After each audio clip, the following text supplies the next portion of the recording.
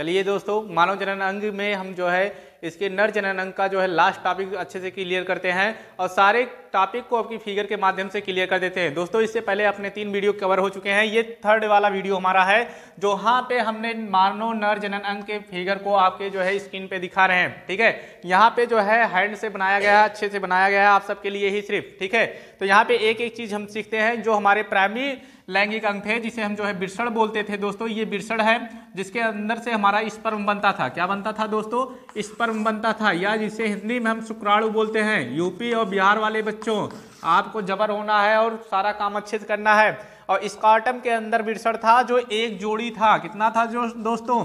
1 pair था। और इसी वीडियो में हम पढ़ेंगे कि स्वप्न दोष भी क्या होता है। तो लास्ट तक वीडियो में आप बने रहे और जिससे आप इसके निवारण को भी अच्छे से जान सके, इसका निवारण भी कैसे होता है। तो चलिए हम फटाफट से देखते हैं।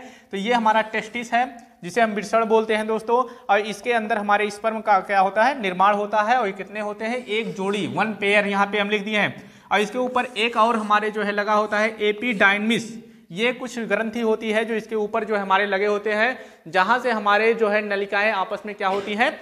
जुड़ी होती हैं। दोनों वृषण की नलिकाएं आपस में जुड़ी होती हैं और ऊपर की तरफ हमारे जो है क्या होते हैं? बढ़ते हैं। और ये नलिकाएं ही जो है हमारी सहायक नलिका है। ठीक है, यहाँ पे इस पोर्शन को हम बोलेंगे रीड टेस्टिस दोस्तों, रीड टेस्टिस। ठीक है, क्या बोलेंगे दोस्तों? रीड टेस्टिड। घबराना नहीं है, इंग्लिश में लिख रहे हैं इसका कोई मतलब नहीं है, आप हिंदी में भी लिख सकते हैं, रीड टेस्टिस। ठीक है, कोई दिक्कत नहीं, रीड टेस्टिस। ठीक है, यहाँ पे ज्यादा झामा ना हो इसीलिए हम जो है कम लिख रहे हैं। ये नलिकाएं आगे की तरफ हमारी बढ़ती हैं जिसे हम अर्धिवृषण बोलते हैं। और अधिवृषण हमारी एक प्रकार की और ग्रंथि से आके मिलती है जो हमारी सहायक ग्रंथि है जिसे हम बोलते हैं दोस्तों सेमिनल वेसिकल। क्या बोलते हैं दोस्तों?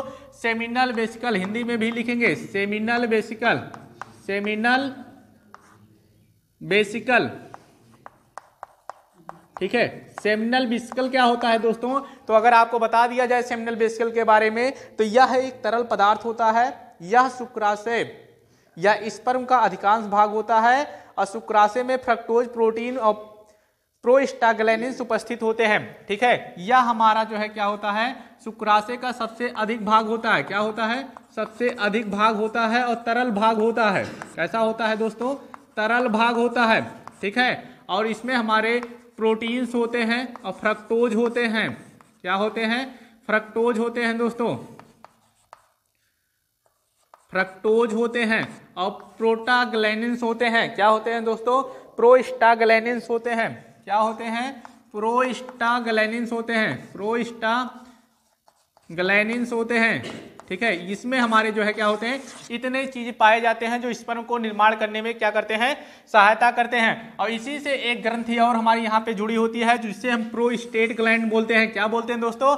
प्रोस्टेट ग्लैंड बोलते हैं। ठीक है, तो ये प्रोस्टेट ग्लैंड क्या होता है? तो यहाँ पे हम थोड़ा सा इसके बारे में भी सीख लेते हैं फटाफट से। आप कॉपी में नोट करेंगे कि प्रोस्टेट ग्लैंड क्या होते हैं। ठीक है, यह जो है दूधिया होता है दोस्तों। कैसा होता है? दूध कलर का बनाता है। ठीक है, स्पर्म जो दूधिया कलर का होता है या सफेद रंग का होता है, ये हमारा प्रोस्टेट ग्लैंड बनाता है। कौन सा बनाता है? प्रोस्टेट ग्लैंड बनाता है। कैसा बनाता है?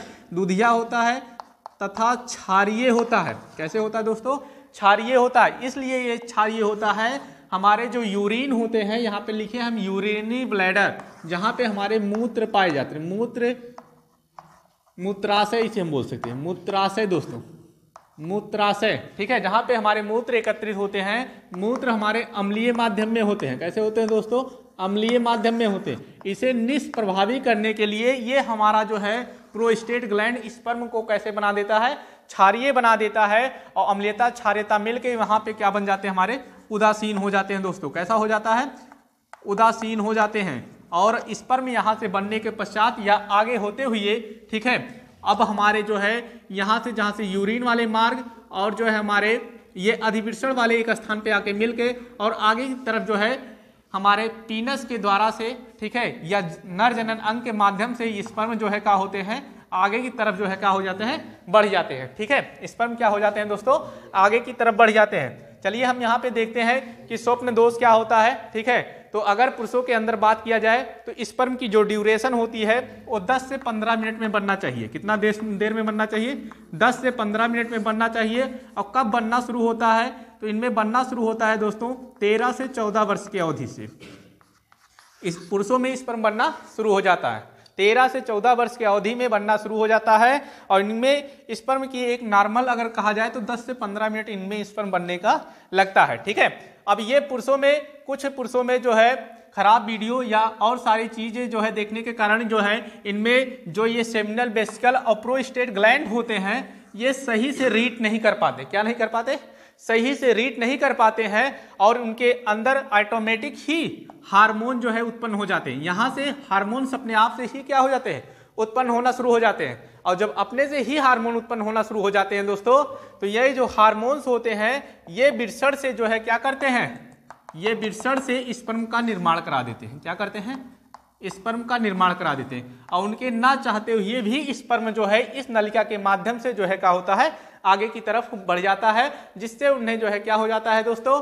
तो उन्हें जो है स्वप्न दोष हो जाता है। ठीक है, तो इसे सही करने के लिए, ये कोई बहुत भयंकर बीमारी नहीं है, इसे सही करने के लिए उन्हें जो है क्या करना चाहिए? डॉक्टर से सलाह करना चाहिए। ठीक है, और डॉक्टर उनका जो इलाज करेगा तो वो जो है क्या हो सकते हैं? ठीक कर देगा। ठीक है, जो फिजिशियन हमारे डॉक्टर होते हैं, आप भी भविष्य में डॉक्टर अच्छे बनेंगे। ठीक है, बायोलॉजी से अगर पढ़ेंगे तो आप भी इलाज लोगों का करेंगे, लेकिन पहले जो ऐसे हैं उन्हें जो है इलाज करना चाहिए। कुछ पुरुषों में हार्निया रोग हो जाता है। तो हार्निया रोग क्या होता है दोस्तों? उनका ये जो वृषण होता है जिसे अंडकोश बोलते हैं ये फूल जाते हैं। क्या हो जाते हैं? फूल जाते हैं, जिसे हम जो है क्या बोलते हैं? हार्निया बोलते हैं। ठीक है, तो डॉक्टर लोग अपना वहां पे उसे काट वाट के जो है क्या करते हैं?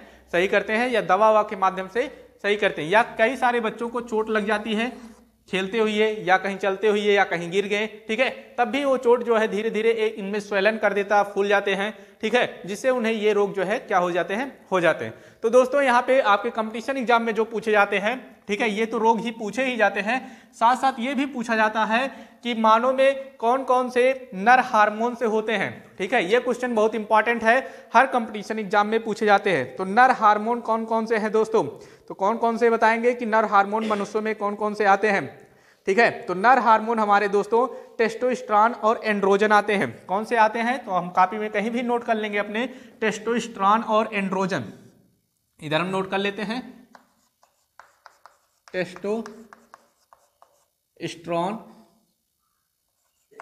टेस्टोस्टेरोन और एंड्रोजन।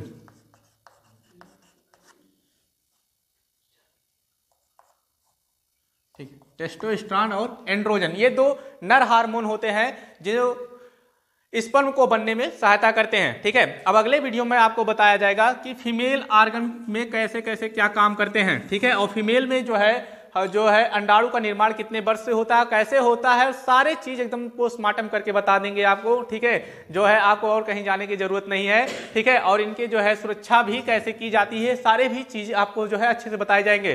तो अगर इस जो है एजुकेशन फैमिली से जुड़े हैं तो आप चैनल को सब्सक्राइब, लाइक, शेयर करना ना भूलें। धन्यवाद।